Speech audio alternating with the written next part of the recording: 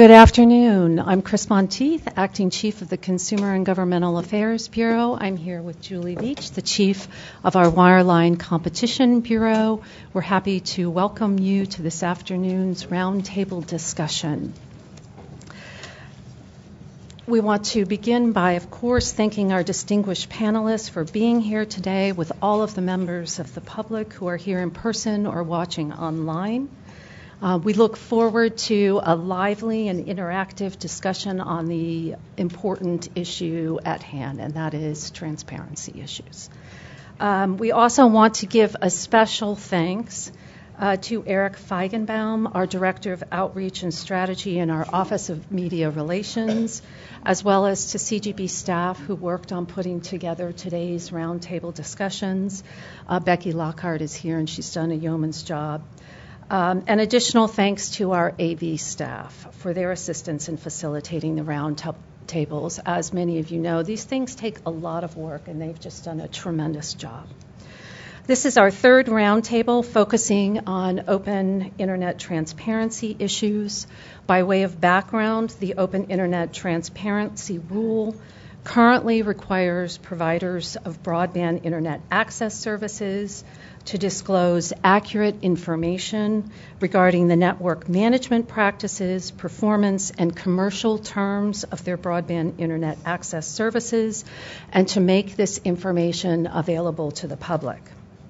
The rule has been in effect since 2011. Upheld by the United States Court of Appeals for the District of Columbia Circuit in January of 2014, the transparency rule ensures that consumers have access to information that helps them make informed choices about the broadband internet access services that they buy. The rule also promotes innovation and competition by ensuring that edge providers, including both startups and established entities, have information that may be relevant to the development of their business plans. In the May 2014 Notice of Proposed Rulemaking that the Commission issued, we proposed to enhance the existing transparency rule, and we sought comment on a host of issues related thereto. Our panel discussion will focus on these issues. Our format this afternoon will mirror that of this morning's roundtable discussions. We'll begin with very brief, about 5 minutes. You all have a little bit more time for each of the panelists to make an opening statement expressing your position or your views on the proposal to enhance the existing transparency rule. Julie and I will then moderate a conversation among the panelists. We'll consider a series of questions that we have prepared, and we'll incorporate questions we receive from the public via written cards, emails, and tweets. During our roundtable, questions may be submitted to roundtables@fcc.gov or hashtag FCC roundtables. We have staff available to receive those questions and to hand them off to Julie and me. At the conclusion of the panel, we'll have another opportunity for additional questions from the chairman. Mr. Chairman, I know you're here, and any of the commissioners that may be present, and from members of the public. One important note about questions from the audience, both those here in person and those watching online. By submitting a question, you'll be making a filing in an official FCC proceeding. All information you submit, including names, addresses, and other personal information, will be publicly available online. With that, I'll begin by introducing the members of our panel and then asking them to make their brief opening statements. Unfortunately, due to train problems, and Julie and I had a little sidebar about that, whether it was blocking, Professor Faulhaber is unable to attend today's panel, as I think I mentioned to the other panelists. But we will press on with him, and I know he's just recently submitted a statement that Julie will read. To my left is Jonathan Banks. Jonathan is the Senior Vice President of Law and Policy at U.S. Telecom, a trade organization that represents telecommunications-related businesses based in the United States. Jonathan came to U.S. Telecom from Bell South, where he served as Vice President for Executive and Regulatory Affairs with responsibility for federal public policy advocacy. Welcome, Jonathan. To his left is Lee Freund, who is Vice President and Chief Counsel of Global Public Policy at AOL. Lee is responsible for AOL's policy strategy and works on a variety of issues, including issues related to user transparency and Internet accessibility. To Lee's left is Jeff Manny, who is the Executive Director of the International Center for Law and Economics, a nonprofit, nonpartisan global think tank. Jeff is also a noted expert in antitrust law and economics, intellectual property law, corporate governance, and international economic regulation. And finally, last but not least, certainly, is Claude Stout. Claude is the Executive Director of Telecommunications for the Deaf, a position he has held since 1997. TDI is one of the leading national advocacy organizations focused on promoting equal access in telecommunications and media, specifically for people who are deaf, hard of hearing, late deafened, or deaf-blind. Claude also serves on the Commission's Consumer Advisory Committee. Thank you again to all of our panelists, and with that, we'll start with your opening remarks. I'll turn it over to Jonathan. So I get to start. We're doing the alphabetical We're thing? doing the alphabetical. It's easiest. Excellent. So I'm just going to give you a couple of remarks to start things off, but thank you very much for the opportunity to be here and to do this, hopefully instead of writing pages and pages of more comments. So I'm hoping there's a trade-off here. I would just remind people that, from the start of this current Obama administration through today, we've been filing a Title I approach to the open internet. And during that time, there have been periods with rules and periods with no rules. For the most part, we've had a transparency rule throughout this time period. And although the more substantive rules come and go, transparency has stayed with us. And under this sort of Title I and transparency regime, the entire infotech or ICT sector has thrived. This sector of the economy has led the economic recovery. It's responsible for much of American competitiveness throughout the world, and it's working well across the entire sector. So, for example, broadband providers have been investing $65 or so billion in infrastructure every year since, at least 2008. And last year, they upped that to $70 billion. Their broadband providers, whether they're cable, wireless, or telco, are leading investors in this economy under this current Title I structure. But it's not just broadband providers that are investing. The edge content and application providers, the venture capitalists are investing. And it is hard to imagine that the last several years could have produced more innovation in terms of edge content and applications than has happened. And sort of maybe the best measure of this are what are consumers doing on the internet? Well, consumer usage of the internet has skyrocketed over the last several years. The U.S. has traditionally been a high user of the internet, but behind several countries, and we've eclipsed those countries in per capita usage of the internet.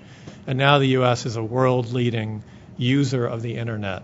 So our networks are supporting that usage. The content is supporting it as well, providing things of interest to consumers. And consumers obviously understand enough about broadband and how to use it to be world leaders in the value they derive from the internet. So with the current regime working, I would like to emphasize that from the broadband provider perspective, the industry is very on board with transparency. The industry supports the current rules. We all comply with them. There's a wide variety of approaches to posting disclosures on the internet.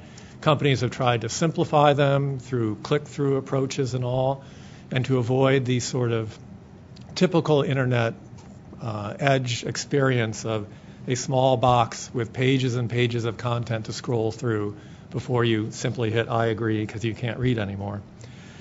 As we think about the disclosure mandates and increasing them on ISPs, I think the Commission asks the right question, which is what terms of broadband service or what information that is particularly essential but not easily discoverable should be made more easy to find for consumers. And since 2010, there's been one major change in the landscape here.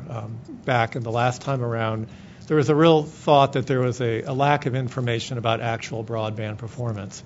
Well, the Commission has solved that working with broadband providers through the Measuring Broadband America project. There is a vast trove of information about broadband performance developed, working along with Sam Knows and the broadband community that covers 90-some% of the country's broadband subscribers to test broadband connections for speed, for latency, for a number of other factors. There's a huge amount of data that is now available to researchers and the public about how ISP broadband networks actually perform. So that's a data gap that's been closed. So what are consumers looking for when it comes to broadband? I think they receive a lot of the information they care about through advertising from broadband providers. That advertising focuses on price, performance, bundling options, and features like email or security.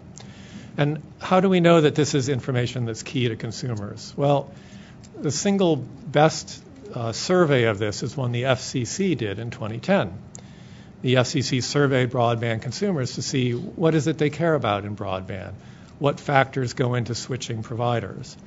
And the key factors, again, were price, performance, bundling, features, things like that. That's what advertising hits. So along with the Sam Knows trove of data, there's a lot of price and performance advertising in the market that's readily available to consumers. Now, I've seen people question, what's the value of that information because they assert consumers can't switch providers, or what's the value of transparency because, again, there's an assertion that consumers can't switch. Well, the FCC survey shows otherwise. So when the FCC did the survey in 2010, about 36% of people reported switching broadband providers over the previous 3 years. 13% of them said they'd switched twice. That's a churn rate that is at least equal to the churn rate in the mobile broadband space. Of the people that switched, 86% of the people said it was easy or somewhat easy to switch broadband providers. So the FCC survey suggests that there's real value to consumer information that meets what they care about in broadband. Again, the price, performance, quality trade-off. And that's something that we provide in the advertising market as well as through the current disclosure system. I think as we think about expanded mandates, it's important to focus on what material information is missing. And to realize that there are costs from disclosure. And so, John, some of those things we will get into as we get into the debate amongst the panelists and the Q&A. So, Lee, I'd like to move it to you. Okay. Thank you. Can you hear me okay? Yes. Okay. Good afternoon, Chairman Wheeler. Thank you for putting this roundtable together. Ladies and gentlemen, my name is Lee Freund. I am the Vice President and Chief Counsel for Global Public Policy at AOL. AOL has a unique distinction in this space. We've been around for a long time. Many of you probably remember some of our commercials in the 90s for our dial-up service that suggested you might even be able to get on the internet. Many of you have, I'm sure, received CDs in the mail from us, probably once every couple of weeks in the heyday. And probably many of you have seen the Tom Hanks, Meg Ryan movie, You've Got Mail, which was my tagline when I signed on to my computer when I first started at AOL in 2004. So 29 years are dog years in internet time. We've been around for a long time. So over this period, AOL has really transformed itself into a leading global web services company. We provide original, local, national content, advertising, and communication. And our goal is to delight our consumers and delight the public with all that we have to offer. Through that transformation, we've witnessed firsthand, many times over, the value that the internet has generated worldwide, economic and otherwise, and the value that it can continue to generate if left unfettered. We've also witnessed, however, the need for intelligent, reasonable regulation of the pipes that lead on and off the internet. And that emphasis has been particularly acute for us as we move our business strategy from a dial-up email company that got you on the internet to more bandwidth-intensive video services. Video is our future, and you can see that in products such as AOL On and HuffPost Live. So AOL believes, in general, that robust transparency rules for wireline high-access providers can and should be an important part of the Commission's open internet rules. To be meaningful, those required disclosures have to explain to high-speed access subscribers the reasons behind a particular congestion or bandwidth-related problems that subscriber experiences. Why is that familiar circle that you're getting over and over in your screen appearing? Why is it happening? So that's what our consumers want to know. And so broadband subscribers need information on actual instances of throttling and on the peak time capacity, packet loss, and other things that affect their users' service. They also need to know how an ISP's interconnection policies have specifically created problems in the quality of the access that they have. If properly enhanced, these disclosures should allow consumers, for the first time, to compare the level of broadband access they purchased with the level of broadband access they're actually receiving.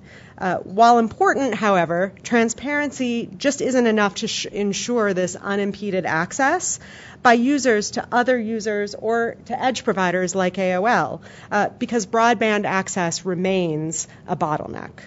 We applaud Chairman Wheeler's recent emphatic recognition that most Americans lack a significant choice in broadband providers, so I'm sure we'll discuss that over the next 90 minutes.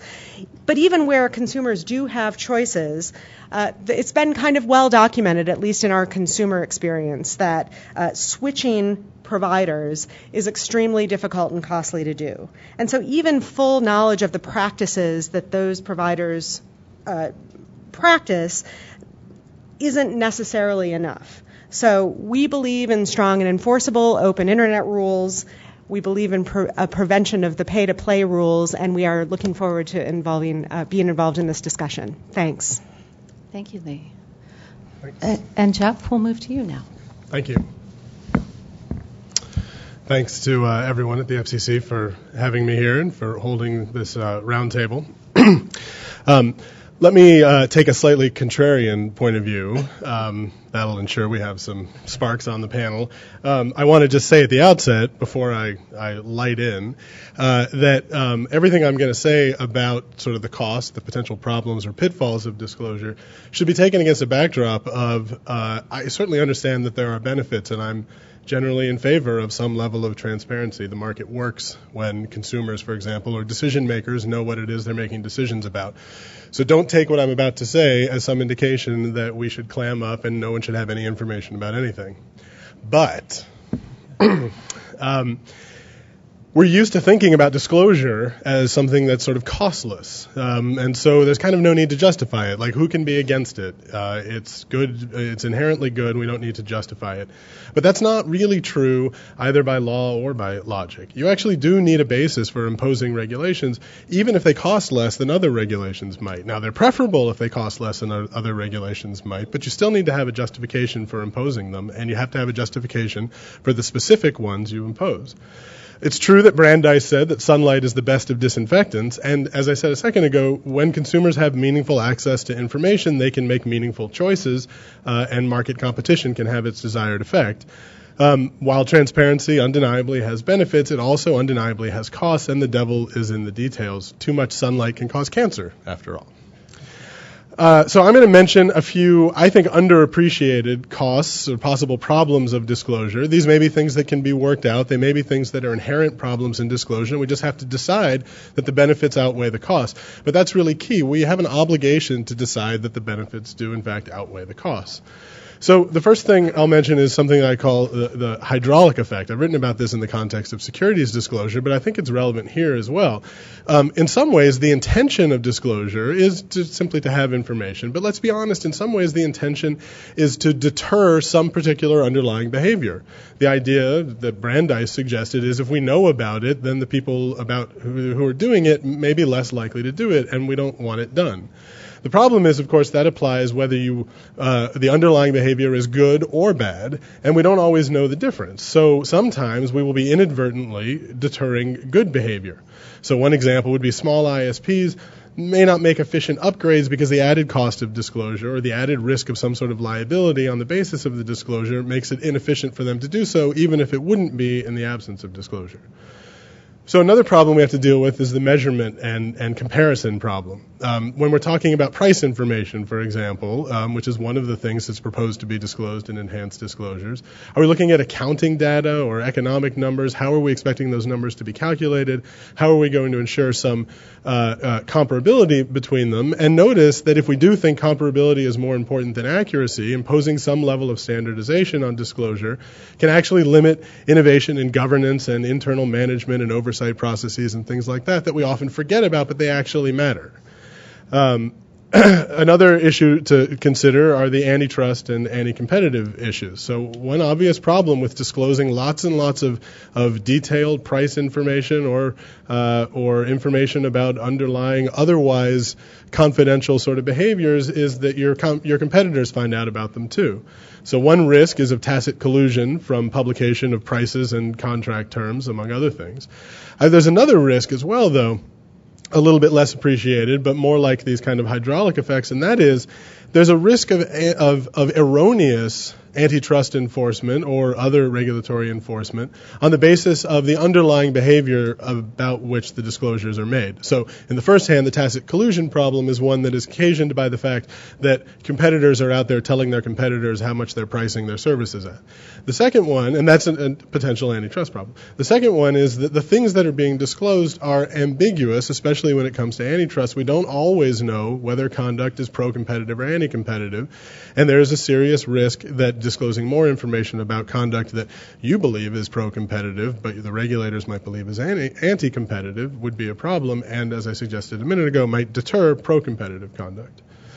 Another risk is the risk of information overload, and I of course, there's a difference between what I see as the real base, or the real intention or aim of the disclosure, the transparency rules in the 2010 Open Internet Order and proposed in the NPRM.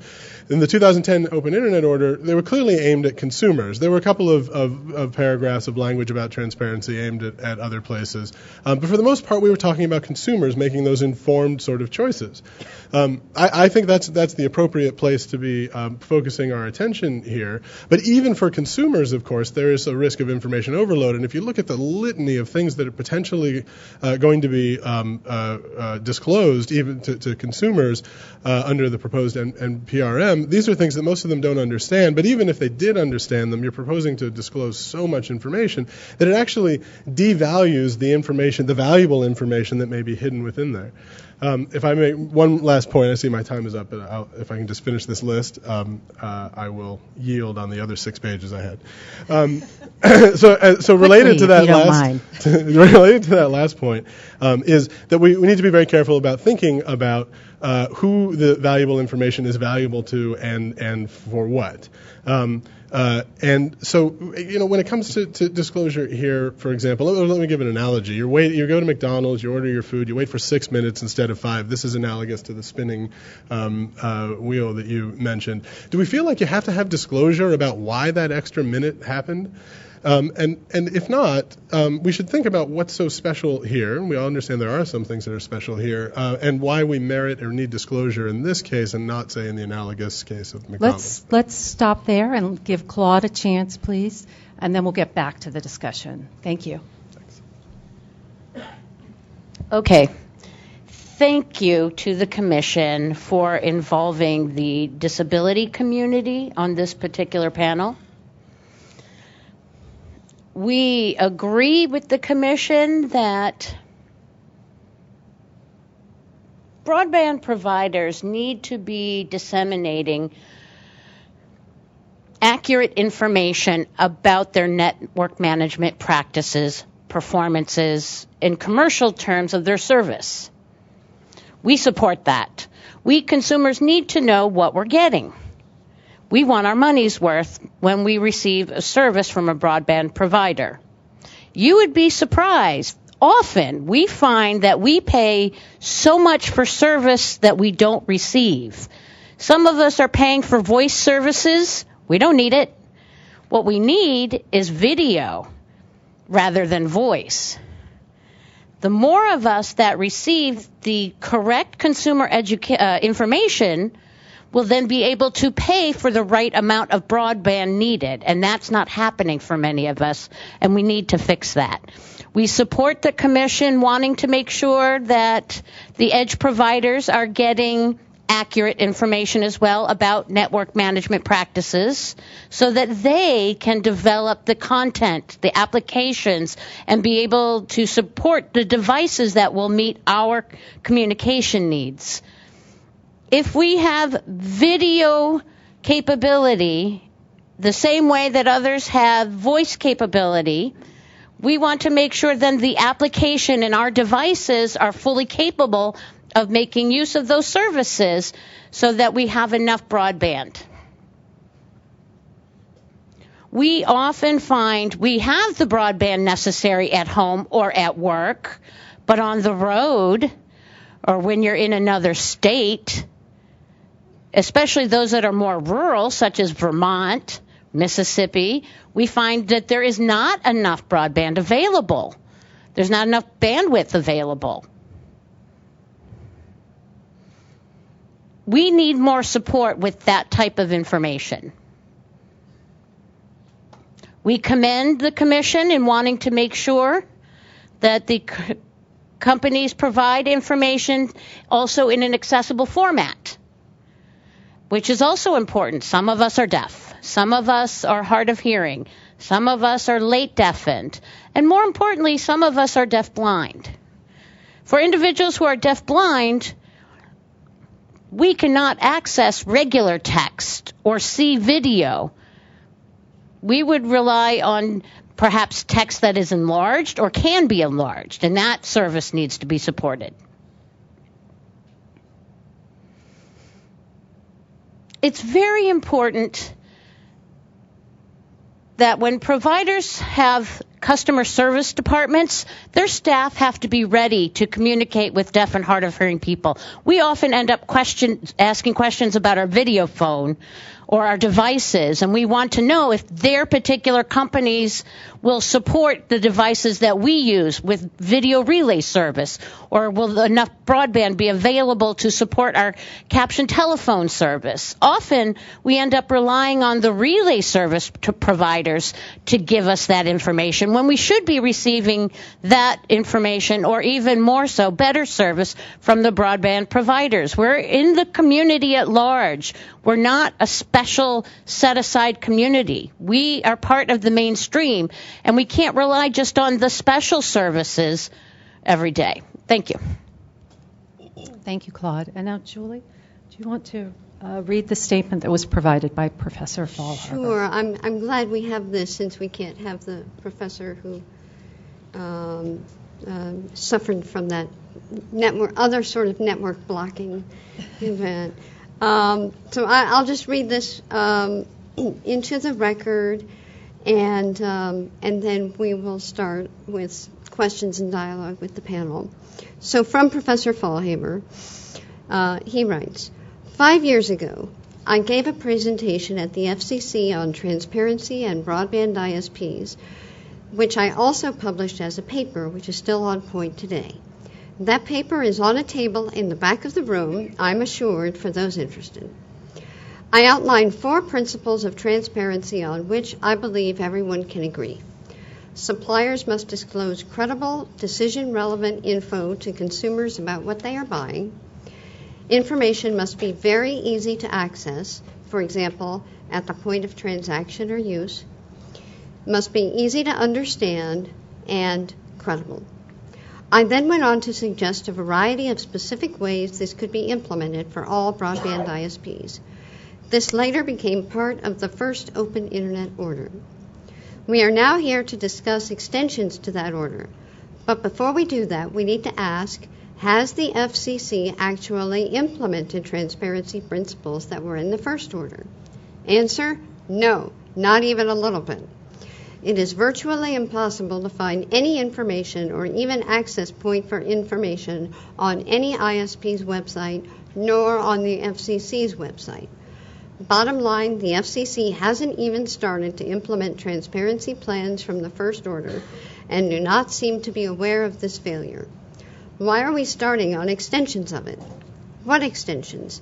Transparency has typically been focused on retail customers, as that is where the market failure is. Well, apparently one extension the FCC is considering is to require ISPs to make disclosures of every detail of their internal operations to edge providers, CDNs, and other connecting firms. I think this is a bad idea for 3 reasons. 1, example, financial securities disclosure. Very strong disclosure to retail customers, no disclosure to sophisticated customers and other financial services firms. Why? There is no market failure here. These are big boys who can take care of themselves without regulatory mollycoddling. 2, if we believe Netflix needs to know what Charter is doing on its side of the network and needs the FCC to require it, it is also true that Charter needs to know what Netflix and any other edge provider is doing on its side of the network. Unnecessary? Not true. It matters a lot. For example, if an edge provider is using pulse width modulation for the ISP to handle their traffic efficiently. Require it for all network participants or require it for none, just ISPs. 3rd, requiring this disclosure over and above customer disclosure is a wide-open invitation for rent-seeking by edge providers, CDNs, etc., against ISPs. If there is one thing the FCC does not need, it's a new window for rent-seeking. Lastly, in my paper, I argued strongly that transparency should be mandated throughout the Internet ecosystem, not just ISPs, but edge providers, CDNs, cloud providers, everyone. If you think this is as unnecessary, ask Jennifer Lawrence if she would have liked to know the iCloud security and terms of service before her selfies found their way there. The FCC could plausibly claim that it has not asserted jurisdiction over these firms, and far be it from me to suggest they extend their jurisdiction even further than they have. But there is an agency that does have jurisdiction to do this, and that's the FTC. Further, the FTC has had significant success in deploying transparency rules, while the FCC has had none as far as I can see. Please, FCC, partner with the FTC. They know how to do this, and they have the jurisdiction. And for anyone who just joined us, I was reading aloud a statement from Professor Fallhaber, who could not be with us today. Thank you, Julie. Some great points made by all of the panelists. A lot of food for thought, a lot of follow-up. I'd like to start with a basic, and John, I'll direct this to you. You have stated that your members, broadband providers, are already disclosing sufficient information and they're complying with the existing rule through their participation in the Measuring Broadband America project. Are consumers widely aware of the Measuring Broadband America project? Is it easy to access? Do they know to come to the FCC to look for that information? Are providers making disclosures at point of sale? Clue us in. Well, my impression is that consumers are not routinely going to the Measuring Broadband site. However, to the extent that it produces digestible information that's interesting to consumers, providers use it in their advertising. So when the first Measuring Broadband America report came out, it reported that in general people were doing very well at providing the speeds that they advertised, but some people were doing even better. And those companies took advantage of that and put that in their advertising.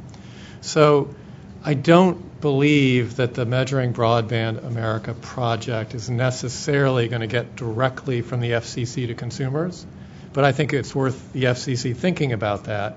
But to the extent it has information in it that moves consumer purchasing decisions, broadband ISPs will use that in advertising or put it in mailers and get it to people. I think one reason the Measuring Broadband America's project is so important, though, is that it fills this huge gap of performance data that is available to researchers and academics. And so I'm not sure it was the Commission's intent that people would be reading the reports as much as the data would be available for academics and for study. Does it allow for comparison? Does it perform, whether through the advertising or some other disclosure on websites that providers are making, is there the consumer access to the information and allowing for comparison and informing consumers about the terms of service, the network management, all of the things that are covered in the transparency rule? The broadband report is primarily focused on performance, Sure. which is one of the biggest variables. So how are consumers getting the other parts of the transparency rule, the network management practices, and those required disclosures? So the other disclosures that are perhaps of less importance to consumers are available on the broadband ISP websites. And they're there in the broadband section with click-through disclosures on network management, on acceptable use policies, et cetera. So just to follow up on that thought, presumably disclosure of specific information about congestion could, some suggest, could enable consumers to figure out if they're not having the internet experience that they expect, whether it's because they need to purchase a higher tier of speed from their broadband ISP, or whether the problem is somewhere else in the internet, if, for example, a particular application or service is slow. I mean, Jeff, would you think that amount of disclosure could be helpful to consumers in identifying whether they need to maybe purchase more speed from their provider, or whether the problem is elsewhere? I suspect that it's problematic for the majority of consumers who have no idea what to look at in order to determine where the cause of their slow speeds are. For that matter, even if they're experiencing slow speeds, they may not even know that. I will point out that, of course, when it comes to that kind of performance issue, not only is there the FCC's own website, and there are, of course, some disclosures that might be relevant on the ISP's pages, but there are also third-party services, of course, that will allow you to measure your speed and at least give you some basic sort of information. I guess I don't think that the problem here, if there is one, well, let me say that the meta problem is, I'm not sure that we all know exactly what the problem is that we intend to solve by disclosure is. And as I suggested in my opening remarks, or maybe that was on page 7, I'm sorry, was that we really need to be clear about that. I mean, that we should know what it is, what problem it is that we're trying to solve, and why we think disclosures will solve them. Having listened to the talks this morning, and of course, for the last several months, I don't think that the biggest issue here, the biggest problem here, is consumers not knowing how fast their internet's going, for example. Lee, what's the problem? Yeah. I disagree a little bit. I mean, I think there are a couple of issues. We don't know what problems disclosure will solve because we don't know what the problems are, which is why we need disclosure. So, a couple of things. Network management policies, if you can find them, and I'm speaking, we at AOL look at everything through the lens of our consumers. As a consumer, I would have no idea where to look to find out the type of information about why me or my son, who's trying to watch a video, is getting that buffering signal. And I think that it's important to think through what might be those problems. I don't want to have to download an app to find that out. I would rather go to my carrier site and be able to have that access or have that information to decide for myself. But would you trust the app more? That's a fair point. Don't know. My son has many of them that he uses, right? But I think also if you do get to a network management policy, sometimes that disclosure is insufficient. I'm not agnostic to the concept that I might not understand the type of information we're getting, but I think we're all really smart technology companies that can figure out a simple way to get our consumers the information they need. When I go to download a video on AOL On, it's to watch the Emmy-winning next broadcast. I have to really decide: is it the fact that I have plaster walls in my house? Is it my internet service provider? Is it my computer? And I get frustrated at all of those things as a consumer. And we hear that from our consumers. We can't download this video. We can't watch this. We can't do that. Why? Is it you? And we can't answer that question. So I think as edge providers and as consumers, we just need more information, in some format to be able to say what that problem is. Advertising is great, and I think using disclosure tools in marketing is a wonderful thing. We make our money by selling advertising on our sites, but I also think there are other ways, not just using marketing materials, to send that information to consumers that might be a more helpful way of getting them that information. And so you would say, too, as the Commission has posed, that targeted disclosures to end users or to edge providers or to the Internet community and the FCC would be a good thing. Correct.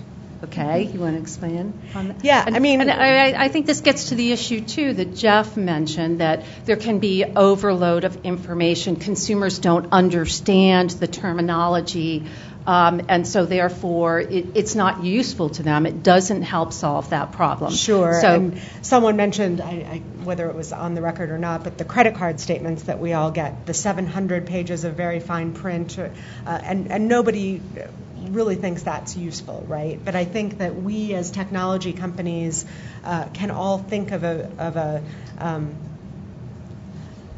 simplistic and easy way for our consumers to get that information. And I do think what matters to AOL as a provider of video services and what matters to my son, who's the ultimate consumer of those video services, might need to be different things, right? Understanding that from our video programmers, they have to know how to, information that my 15-year-old son, 16-year-old son, as of last week, doesn't need to know to get that information. So yeah, I do think parsing that information out to the people who need to see it would be a helpful thing.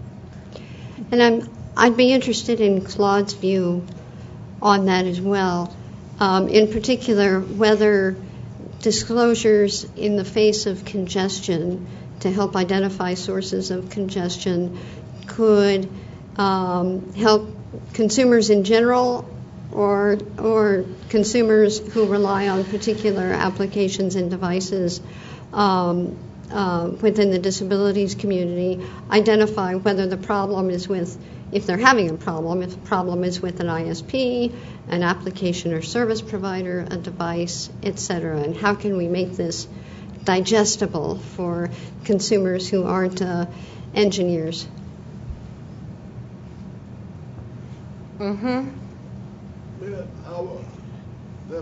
Many of our deaf and hard of hearing consumers do not know how much is enough for broadband that they need for their daily needs. We do have some deaf and hard of hearing people who are tech savvy.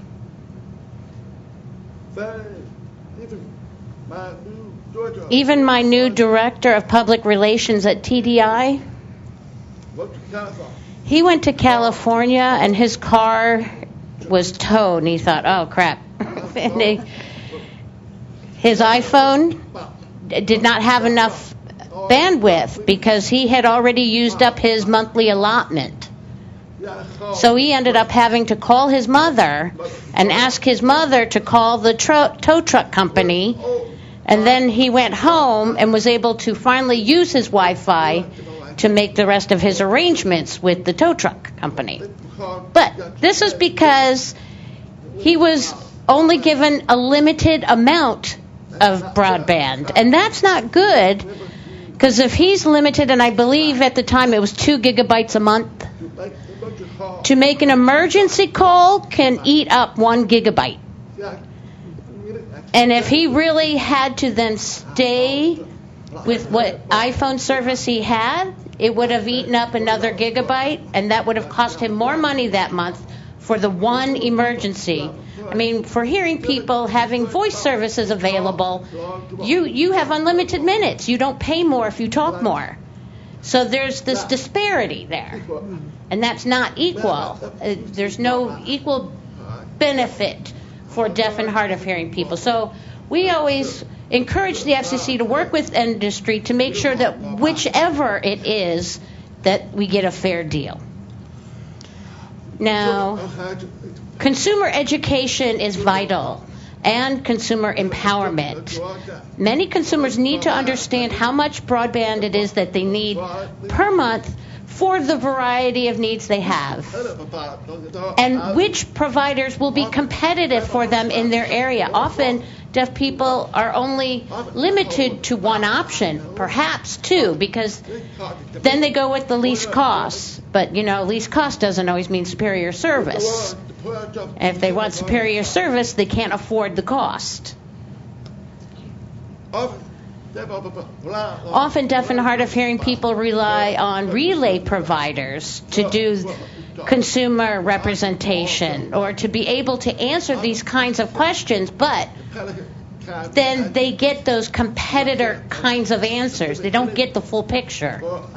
So if we can have consumers getting more accurate information, not only from their broadband providers, but then perhaps competing relay providers, that can affect them as to going one way or the other. But it will allow the consumer to make an informed choice then when it comes to the use of relay service.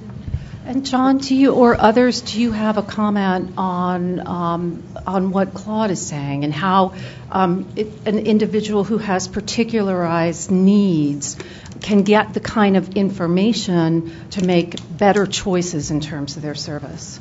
I think there may well be some gaps there, but I do think there are ways to get information about things. I think, to the Commission's credit, there are much better maps of both fixed and mobile broadband coverage in the U.S. They're not 100% accurate, but the maps are very user-friendly and very usable. So that's one place people could go for coverage data.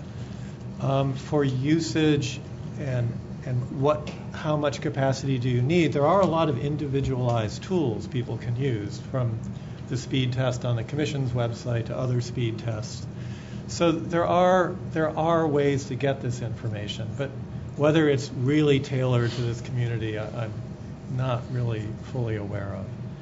But if I could say one thing about congestion that we were talking about in terms of disclosure, I think this is such a red herring, really, in that congestion happens across the internet.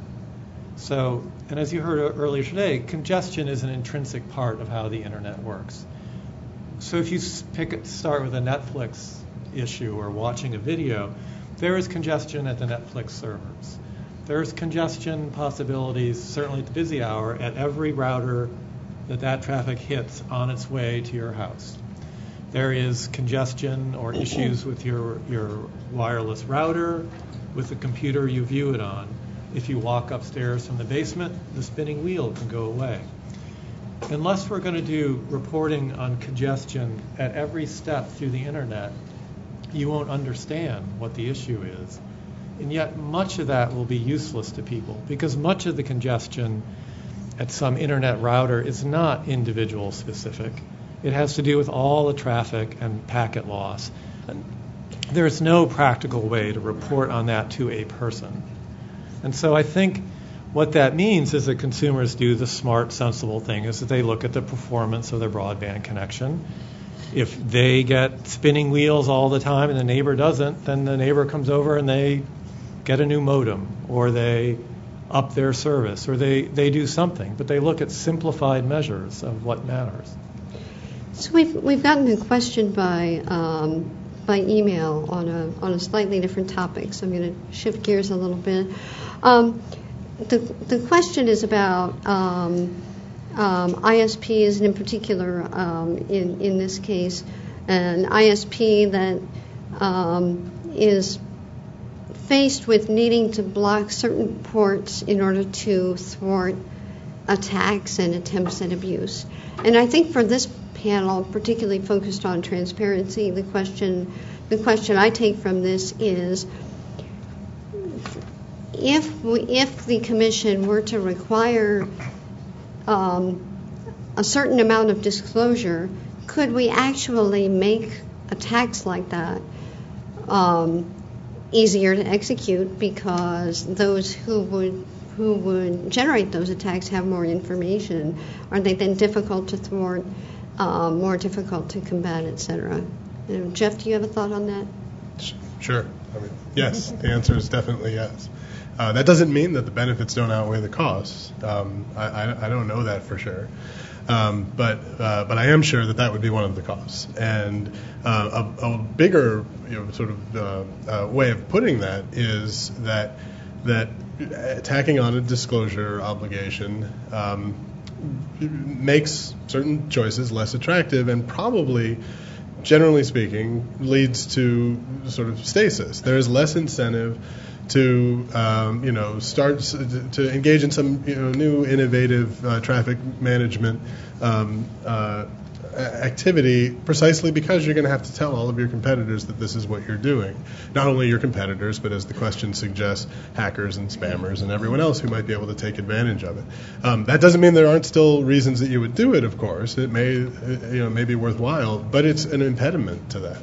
And I think we have to be really conscientious of that. Again, that doesn't mean it's not worth disclosing these things, but I would suggest, sort of following on what Jonathan said a few minutes ago, that, again, not to sound like a broken record, we really want to look at who these disclosures are for and what we expect them to do with them. When it comes to consumers, we don't expect them to do anything with this kind of information, right? If we're talking about these sort of enhanced disclosures, and we're talking about disclosure of technical engineering information about network management practices, no one in their right mind would expect consumers to do anything with that. We're obviously then talking about a completely different group, and we should talk about them, whether we really want that group to be engaging in whatever enforcement or whatever decision-making we think will come out of the disclosures that we are suggesting we should have for their benefit. But that's not really directly for consumer benefit, and so the people with the wherewithal to take advantage of it will also do so when we disclose that another group. So we've talked about benefits of disclosure to consumers, and your views on that. We've talked a little bit about some of the risks to ISPs, but how about to edge providers? Are there? I mean, I would imagine that edge providers range in their tech savviness from, more than your average consumer to very, very savvy. Should there be tailored disclosures to edge providers so that they can make their business plans? I mean, Lee, maybe you'd like to take that, and Jeff, maybe you'll have something to respond to. Yeah, I mean, when we go and think about our business strategy in 1 year, 3 years, 5 years out, and we look at the types of things that our consumers want and the types of programs that they want to see, and how we get that to them in the easiest and most convenient way, whether that, regardless of the computer they're using, et cetera, we have to think about the type of broadband service they're getting, and whether or not most of our consumers have super fast internet access or not. So I think the types of information, end-to-end performance, congestion is an issue, and if we could understand that things are happening at the broadband service providers intersection of that connection, of that pipe that leads to AOL, then I think we would have a better idea how to program, how to create the types of programming and the types of content that we want our users to see. So yeah, I think tailored to us, and you may have a view, I think would be something that our programmers and our business strategists would think is vital to how we're doing things going forward. Can I comment on that? I mean, sure, of course they want it. I mean, yes, it would be nice to have things for free that we think would be valuable. Again, the relevant question is there any market failure here? Is there anything to justify requiring the ISPs to incur the cost of giving this thing to them? And also, by the way, as Jerry Fallheimer points out, not requiring the opposite to happen. I think if you have a good sense of network management, what causes particular problems or potential problems on the internet, it's very clear that it's not just the ISPs. When it comes to Netflix and YouTube, for example, their decisions about exactly how much bandwidth their video transmissions take up are dependent on the applications that are being transmitted to, and actually that decision is, in the first instance, rests with Netflix. And Netflix being at certain times such a significant amount of traffic on the internet, that decision being made by Netflix in particular can have a significant effect on overall performance of the network, at least in a localized area. Why shouldn't Netflix have to provide that information to the ISPs and every consumer and everyone else at the same time? And again, I'm not saying that they necessarily should. I'm saying before we say the ISPs should, the fact that edge providers might benefit from it is not reason enough to do it. We heard this morning from Etsy and others. I mean, it's as though these companies are fragile flowers that are going to collapse unless they get everything for free and are coddled. But we know that's not really true. So let's stop coddling them. So I'm sorry, Chris, I just want to follow up on one thing there, because John mentioned sort of the spinning wheel problem, and if you take your laptop upstairs, it goes away. And Jeff, you've brought in the notion that edge providers, in particular sophisticated ones, may have certain business practices that cause differences in performance. How is a consumer best put in a position to figure out where the problem is? And let's just pause it for a moment. This is a pretty sophisticated consumer. Perhaps let's call it like an FCC employee who's been working on this proceeding. How's a consumer to figure out what's the source of the problem I'm having? I'm happy to say a couple things about that, which is, consumers make this work every day. When you look at how much video people watch over the internet now compared to 2 years ago, it's stunning, the capacity that flows over the internet. And as I said, the amount of usage per capita in the country has skyrocketed. So obviously, some things are working right, and people are watching a lot of video or doing a lot of FaceTime chats. And so I think Jeff and others have said, the first thing is there a problem here? And it's hard to understand in any practical sense there is. But from the ISP side, when there is a problem, people do switch providers. I mean, I refer you back to the 2010 FCC survey where people switch broadband providers more frequently than they change mobile providers. And they say it's a relatively easy process. As you remember, the old barrier to changing providers used to be email addresses, but now that everybody's kind of given up on their Verizon.net email and gone to Gmail, that's a barrier that's gone. So, I think it may be hard to have a precise thermometer for this, but in terms of usage, in terms of the explosion of, Netflix or Amazon Prime, it seems as though from the consumer side, things are working. I'm sorry. I don't want to take us off topic if you want to follow through on that question, but I do think it's worth talking about, that survey and the reality of how easy or hard it is to switch your broadband provider.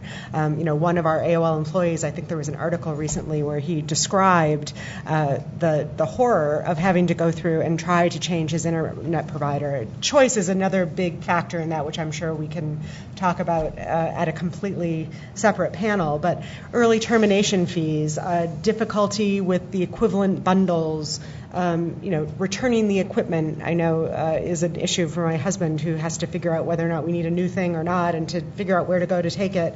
And just, the 5-hour window that we get when we have to stay at home from work and wait for the new provider to come. All of those things factor into a consumer's decision, and it might be easier just to put up with whatever it is that they're unsatisfied with. So I think, the survey says what it says, but I think, when we think about our consumer experience, I think there is some difficulty there, choice being one of them. And I don't want to take you off topic, but I think that's an important concept to think about. That's something we could we could definitely spend a lot of time on. And there are a couple other things I'd like to get to before we find ourselves out of time. And one of them is this idea that whatever disclosures we require, we should require them in a standardized format. And I know Professor Fallharber had talked about the FDA nutrition label and how effective that is. Or has been in allowing consumers to make those kind of side-by-side and informed decisions. So let's talk about that for a couple minutes here at least. Where do you stand on that issue? I'll open it up to the panel. I'd just be happy to start for a second and say that how you disclose things to consumers makes a huge difference. And there's a lot of literature, some of which is cited in the NPRM, about how to have more effective disclosures. I think the key to that is something the Federal Trade Commission has spent a lot of time on. And I think what they've discovered is that there's no substitute for testing on consumers. So while I would say a nutrition label approach, that sounds kind of cool, but there are other ways to do disclosures, and there's really no way to know on something that's different and complicated or that really needs to be simplified like broadband, what's the best way just from sitting here thinking about it. I think to the extent the Commission wants to change or have clearer rules about how precisely you disclose, some consumer testing would be essential. Others? Yeah, I mean, I think the key that you've hit on here is comparison, right? That talks to the choice issue. If you don't have another provider to compare with, that's an essential piece of your equation. But Progressive Insurance does it best, right? Now online, or you can go and look, and there is a table that shows you what you're paying for Progressive and what you're paying for some others, even if those are more expensive. But you get kind of a laundry list of things that compare one to another. And I think there is some value in a standardized approach that allows you to make an apples to apples and an oranges to oranges comparison to eliminate some of the confusion that we've all been talking about in terms of the complexity of the information you see. If I could interrupt here, I totally support Chris what you were saying earlier. I really like this idea of consumer being able to compare one provider's broadband offerings to another's using the same format. But there are two benefits, I would say. This way, we hold each provider's information in the similar format, because if you allow each company to provide their own format, that just causes consumers confusion. They want to see things easy, apples to apples. And secondly, that allows us to make that comparison so that we're not comparing apples with oranges, and it makes our decision process quicker, easier, and less painful. Your question, Chris, is symptomatic of a what I would say is a larger problem in this proceeding, and that is we haven't answered the questions that need to be answered, nor do we know that we precisely have the expertise to answer them before doing all kinds of things that are being suggested here. And maybe the FCC has consumer disclosure experts hidden away somewhere that I don't know about. And maybe they've done a deep dive study to figure out exactly and done the consumer testing and everything else to figure out exactly how to best make this work. And maybe they've been informed exactly what it is that they're supposed to be making work, and it's et cetera, et cetera. But I suspect that hasn't happened. And as Commissioner Pai suggested in dissenting from the NPRM, we don't have the empirical economic studies to provide the basis for all of these conclusions that we're assuming, and that we're assuming require all of the things that we're talking about, not just today, but throughout this entire study. And I get very frustrated because these are, in some sense, the right questions to be asking, but we don't have the wherewithal to answer them. Certainly this panel doesn't, as any of us. I don't think any of us are going to provide you the answer to that question, but you should answer that question before you write an order that assumes an answer to it. And I'm not optimistic that that's going to happen. Not going to happen before the end of the year. Hasn't happened in other similar proceedings, including the Open Internet Order. And I think we should be aware that we're making these decisions without the information that we should have in order to be making them. I just think the one thing to be worried about with the very simplified label approach is forcing people into offering certain speeds, because there are different networks and different approaches to speeds or other aspects of service. And so I think we won't get something where everybody says 10 megabits a second and X dollars, because different technologies offer different up and download speeds. And so the worst thing I think would be if you tried to shoehorn people into standardized offerings, because I think that would lead to all the competition problems or all the problems the FCC recognized with tariffing. It's signaling people, it reduces competition, it reduces consumer welfare. So I think you would have to leave some leeway for people to put into the box different speeds and prices. And I don't think we're talking about standardized offerings. I think we're talking about presenting information that is disclosed to consumers in an easy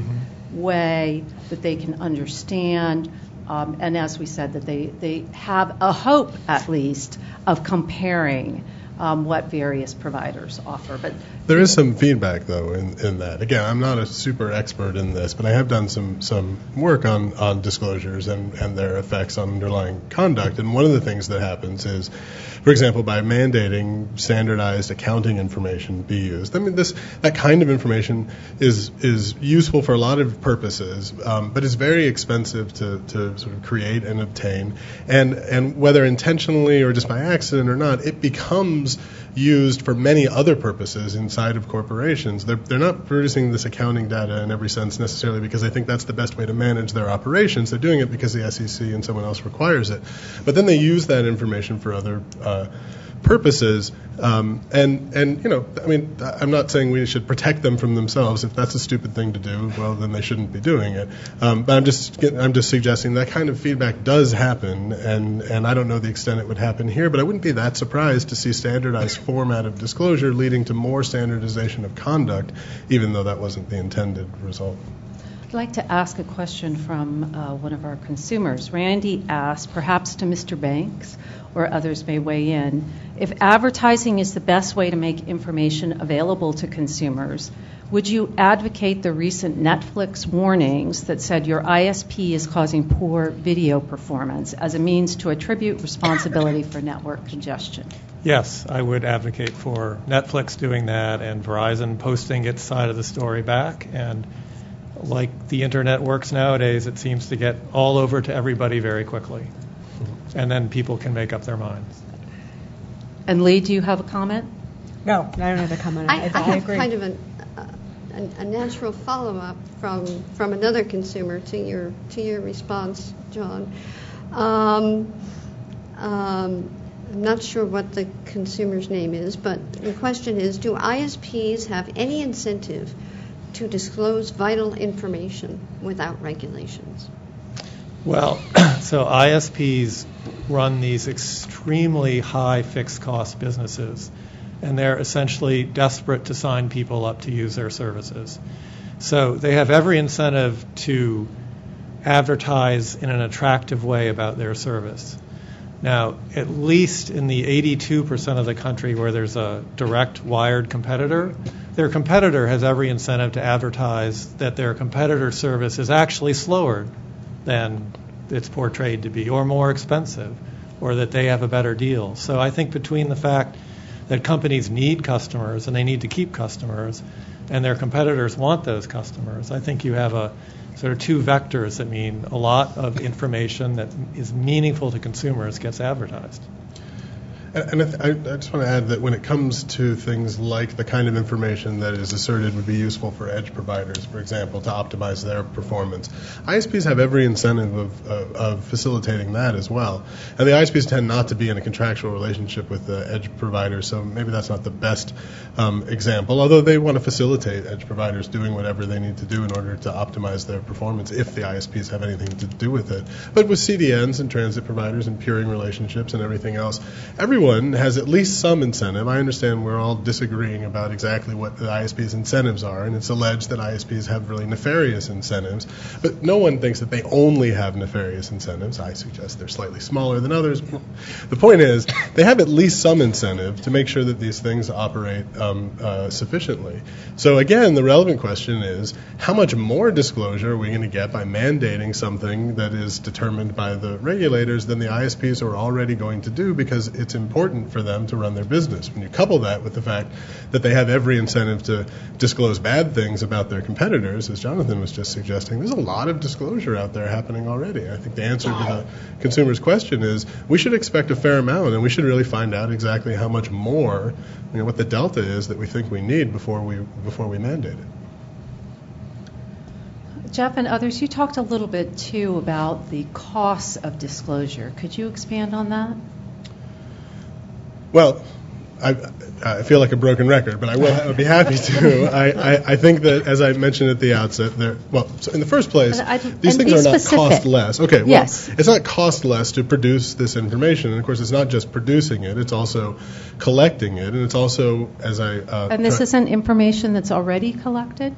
Well, in some cases it may very well be, and in some cases it may very well be collected, and this goes to the point I was making before, it may very well be sort of collected and used in a decentralized sort of way and not in a standardized form, I could let Jonathan would know this better than I, but I'm quite certain that information that is used internally in an engineering sense within an ISP or other organization is not the same as the information that a disclosure would require, and there will be some cost to getting it and collecting it and disseminating it. But I don't think that's the major cost. I think that's the problem. Most people think that is the cost of disclosure, and it doesn't cost that much, in part because these companies are collecting or doing things that produce this information as a byproduct anyway. I think the bigger problems are these ones I've been discussing that are unintended, that are outside of the control of the ISP, that are more sort of systemic. They are risks. They are things like the possibility of tacit collusion. They are adjusted behavior that it's impossible to see, but behavior changes and deters efficiency, otherwise efficient and desirable conduct because now it's made more expensive. Those are the real costs, and they're really, really hard to measure. But the most important thing is acknowledging that they exist, or at least might exist, and doing the investigation that's required to make sure that we're not imposing costs that are greater than the benefits we receive. And I could just add maybe a little for more concrete things as well, as Jeff did. The writing it up cost is probably the smallest of them all. The cost to consumers, if you make them read all this stuff, if you make them actually scroll through it before they can check yes. But that gets to another point that Professor Fallharber talked about too, right? That you have to make it easy to understand and easy to access. That's part of it. So the laundry list of things consumers need to read before they push accept isn't what we're talking about, right? Well, I hope not. But if we were just to keep adding to disclosure, we could end up there. But what I'd like to say the most important things are when you have these disclosures and when companies come up with a new offering or a new service, it means there's an extra hoop that people have to jump through. Unlike an edge provider, when they have a new service, it has to go to legal regulatory for them to decide, does this fit within our disclosure? Do we need to change our disclosure? We better be sure that this product is disclosed. And that is another process. And whether it happens in just a week or it gets dragged out for 6 months, it's not a good thing to saddle ISPs with another hoop to jump through. In addition, there are all and then a lot of times, a service will come out in one area, a city as a trial. So then you have to decide, do you change the disclosures everywhere, or can you limit the disclosure change to that city or that trial? What do your systems allow? It's more of a mess than you might think to target disclosures. And then there are all the competitive concerns that the Commission knows well from its efforts to get rid of tariffs. When you start disclosing all this information, it's a signal to competitors. They can match it, or they can get something out before you roll it out. It leads to, tacit collusion and all sorts of things. So if I could, I'd be interested. Oh, please. Yes. I think the FCC could create a standard format for public disclosure, and I would say it wouldn't have to include every single bit of information, because I understand some of that information is proprietary, but each company would have to share a certain kind of information up to a point. It's like when I buy stocks, I read a prospectus. If I want to know about a specific internet provider and find out how good their service is, or their coverage maps, their bandwidth offerings, or whatever, I want to be able to read that in one setting, one format. And sometimes advertising can be misleading, especially for consumers. If we could share a standard format amongst the companies, I think that would be much easier for consumers to then make the correct decisions. I think if the FCC does it with industry support in the right manner, it will be managed just fine.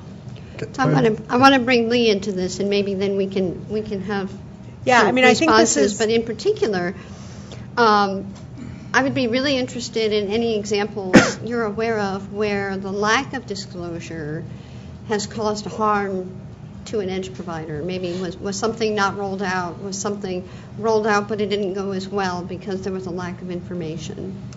I can't speak. I don't think we have had any of those issues, although we've experienced congestion, of course, like most of the rest of the edge providers. I think, when you're talking about the costs of more disclosure, and they may be real costs, I think we need. You asked us to be specific. I would love to see specifics, and perhaps that's something that we can, as we go through this exercise, the FCC can get specific on, or get specific information, because so far we're hearing that it's expensive and costly, but we haven't really heard the substantiation behind those claims. So I'd love to hear more about that. I was just going to say, in part in response to Claude, but generally, a partial answer, actually, I think it was a question you asked earlier, was in an ideal world, we don't want everyone making these sorts of decisions, least of all consumers who are relatively uninformed. We want consumers to be able to rely on experts, on sort of trusted intermediaries with a comparative advantage in making that kind of decision, which is it's always a part of the discussion in financial disclosures, whether these are actually the sorts of decisions that consumers are supposed to be making. Really, they're supposed to be just investing in index funds and not trying to second-guess the market. And yet we have this system in which we give them tons and tons of information so that they can try to second-guess the market. But that's really probably misguided. And we should be careful here as well, because we don't, other than the sort of ultimate decision, not to punch a hole in your plaster wall, but rather to switch your ISP or whatever it is, I don't think we really want consumers kind of making all of these sorts of decisions. We want them to be able to rely on someone else to do it. So in part the answer on the sort of do you have someone side. in mind who could advise a consumer on what the problem is with the particular application or service they're trying to use? Well, I think it happens right now. I mean, if the question is, do I think the FCC should be the one to do it? I think in part it is, and the FCC has taken on this role, actually, with respect to some performance measures and the like. I think the FCC is collecting and sharing a lot of valuable data on that. But I think if it's a valuable thing, there will be third parties that can and will provide that service. The point that I'm really making, though, is that if that's correct, that tells us something about what kinds of disclosures we should have. Again, I'm not necessarily saying we shouldn't have disclosures, but we should be disclosing to the right people to do the right things. Maybe the right people to be thinking about. Maybe it's not public disclosures, for example. Right? There are a lot of costs. A lot of the costs that I would talk about here and have talked about here are a function of the publicness of the disclosures. But maybe, the FCC or BTAG or somebody else having this information is not such a bad thing at all, especially if they can then aggregate it and do relevant things with it that might minimize some of the problems, but nevertheless provide that information to people who actually are in a position to make useful decisions, including the FCC. That sounds like a lot better sort of world, and it avoids a lot of the potential problems that we would have from this kind of massive public data dump that's being proposed. It sounds like you're describing a reporting requirement to the FCC? Part that could be. I mean, so one of the aspects of the I think it's in the enhanced disclosure, yeah, and not in the initial disclosure, is ISPs attesting to their adherence to the whatever the rules end up being. Well, of course they should do that. That seems like a no-brainer, right?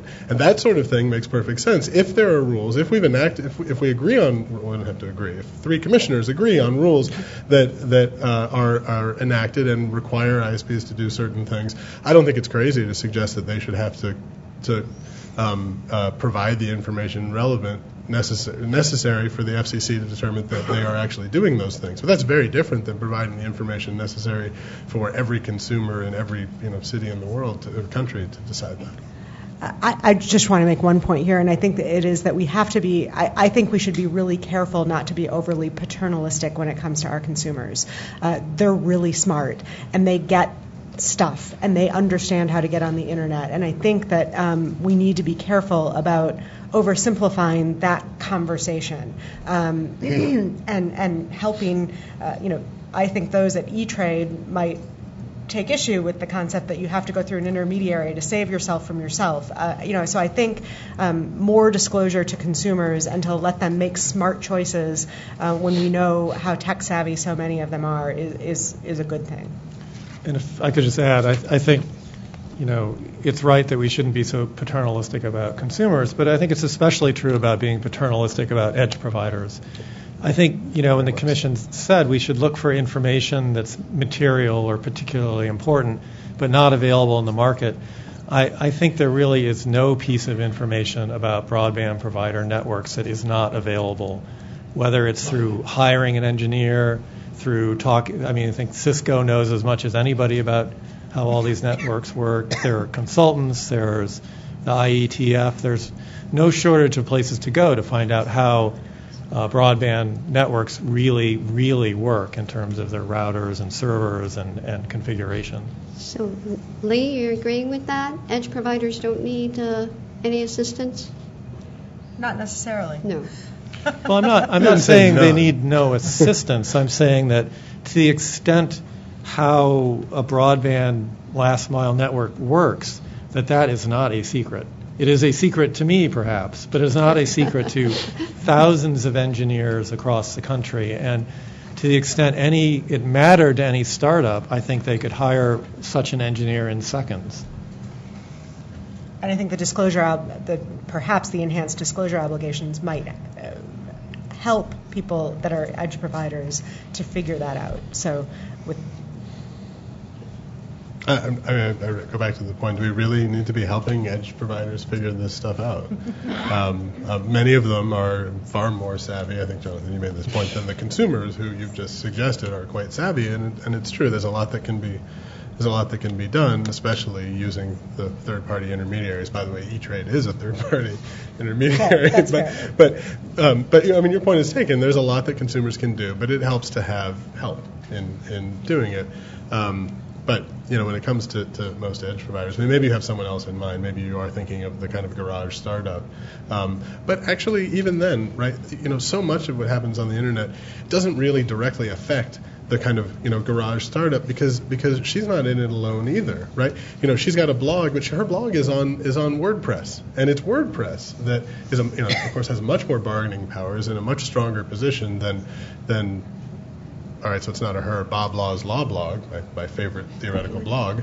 WordPress is in a very different position than Bob Law's Law blog, and it's precisely because there are those kinds of intermediaries and there are those kinds of third parties out there that, again, we don't necessarily need the ultimate end user being able to take time away from innovating and creating the next generation of the internet to review massive amounts of disclosure and make these sorts of decisions, because they can outsource that to somebody in a better position to do so. We have another question here from a consumer that we can end on, perhaps. What information that might be relevant to consumers should not be disclosed for competitive purposes? Prices. Well, I mean, information, like just looking at the FCC survey, what consumers want to know are price and performance. They want to know, can I get this in a bundle? They want to know, what features can I get with this? and they want to know some stuff about, can they get out of the installation fees and all. But I think this that's what people consumers, advertise. it seems to me, this consumer is asking what information would actually harm. What disclosure would actually harm competition here? Oh, well. Security protocols. I think pricing information that happens. The pricing information to consumers is pretty public anyway. I mean, I'm sure not to the finest level of granularity, but there's a lot of information. And pricing information about the full cost of the service before they sign? Oh, well, I was thinking about information that's contained in contracts between ISPs and parties with whom they have transit, peering, CDN, interconnection sorts of relationships is what I was talking about in that instance. But also their specific network management, some of their specific network management decisions, security protocols, very sort of obviously potentially problematic. I mean, I'm not an engineer. None of us is an engineer, but I know that there's an enormous laundry list of decisions that an ISP makes. Otherwise, we wouldn't be having this hearing at all, right? I mean, the fact is there is a lot of network management that goes on, and a lot of those things that go into that network management are competitively sensitive, but also potentially sensitive to those who would exploit the network, like hackers, spammers, whoever else. So, I'm not capable of saying exactly which protocol shouldn't be or might be problematic if it's disclosed, but that category of information is problematic if disclosed. Any final thoughts from any of our panelists? I can talk to the last And Mr. Chairman. Is the chairman still here? Yep. Yes. Okay. Well, I want to thank all of you very much for your time and the sharing of your expertise and your views. It's been a great debate, a great conversation, and we certainly do appreciate it. And we'll go from there. Thank Thanks you. very much for having us.